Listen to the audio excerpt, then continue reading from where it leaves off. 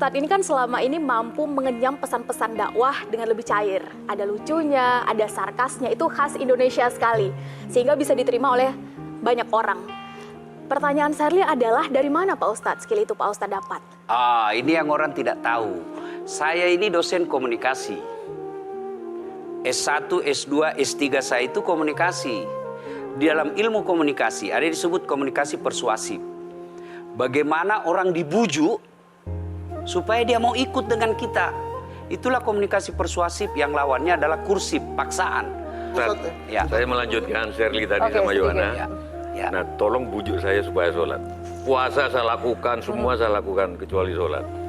Ketika Allah perintahkan ibadah-ibadah yang lain, itu cukup perintah ayat saja turun. Allah perintah haji, ayat saja turun.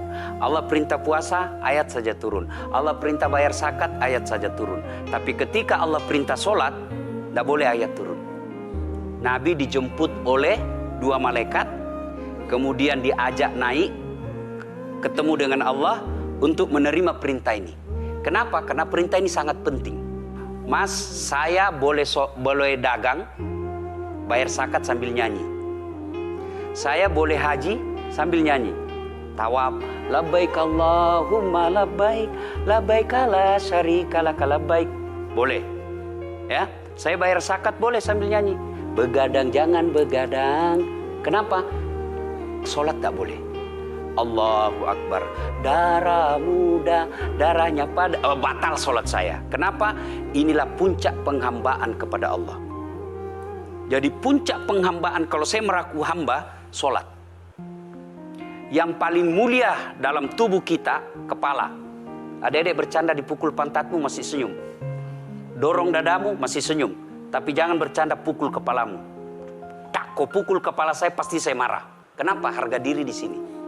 Tapi ketika kita sholat, anggota tubuh yang paling mulia, kepala, rendahkan seperti kakimu. Saya melihat banyak koruptor sholat. Ya. Saya melihat banyak orang sholat yang kalau saya ajak ngomong main HP, nggak punya adab. Yang paling enak memang sholat tidak korupsi. Yang paling nyaman memang, paling ideal sholat jujur. Tapi wala talbisul haqqa bil batil, kata Allah. Allah tidak mencampurkan antara hak dan batil. Sholatmu beda, puasamu beda, maksiatmu beda. Itulah sehingga Allah hadirkan 2 malaikat, Rakit dan Atid, mencatat yang baik di baik, yang salah salah. Tapi ini setan kan tidak membiarkan itu. Maka setan masuk. Nah, dia sholat tapi dia korup. Tapi Allah Maha Adil, maka ditimbanglah nanti mana yang lebih banyak, kebaikanmu atau keburukanmu. Kalau dia baik amalnya tapi tidak ada sholatnya, sia-sia. Kenapa? Passwordnya kebaikan itu, kuncinya itu adalah sholat. Ustadz ketika naik haji, naik pesawat, pesawat itu mungkin dibikin orang yang nggak sholat. Iya, betul. Terus gimana dong? Nah, kursi itu mungkin dibikin orang yang nggak sholat. Iya, betul.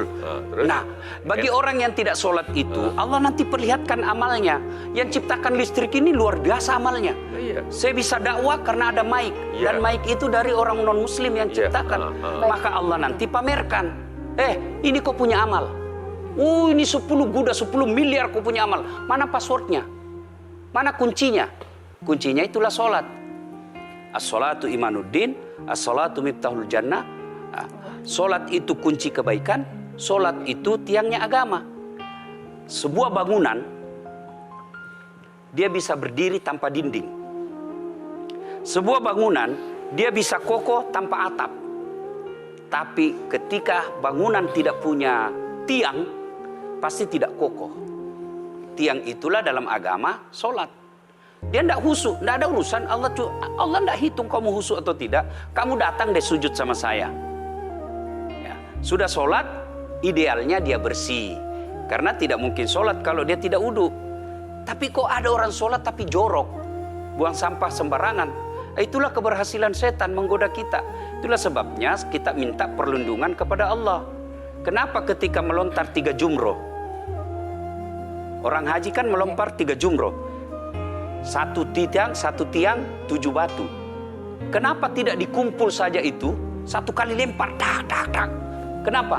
Kenapa mesti 3 hari dan kenapa mesti 3 titik? Itu pesan moralnya, melawan setan itu perlu napas panjang. Dengar azan, jangan pikir setan, dia tebar itu. Tidak usah kau sholat, nanti kau tua. Anggaplah pergi sholat, setan menyerah, tidak. Buru-buru kamu, buru-buru. Akhirnya apa? Wudhu tidak sempurna. Anggaplah Anda wudhu dengan sempurna, setan menyerah, tidak. Masuk masjid, tidak usah sholat sunnah, tidak usah sholat sunnah. Prinsipnya setan, kalau dia tidak bisa dikalah, jangan untung. Nah, gimana Mbak Teja? Udah teryakinkan? Oke.